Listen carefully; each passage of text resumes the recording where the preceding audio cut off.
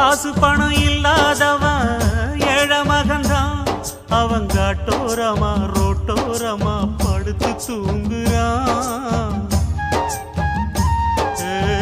சொத்து சொகம் உள்ளவனோ செல்வ மகன்தான். அவன் பஞ்சு மெத்த போட்டிருந்தும் முழிச்சு ஏங்குறான். எது மற்ற பேர்களுக்கு ஏது கவலை, 4 காசு வச்சிருந்தா 100 கவலை. இங்கு ஆசை வச்ச நெஞ்சுக்கெல்லாம் அமைதி இல்லையே. என்ன வேலை அது என்ன வேலை, மன நிம்மதிதான் இங்கு என்ன வேலை.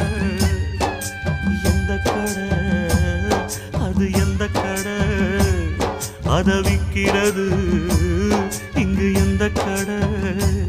பணங்காசுதான் அள்ளி வீசிதான் அடடா அதுதான் கடையில் கிடைக்காதே. என்ன வேலை அது என்ன வேலை, மன நிம்மதி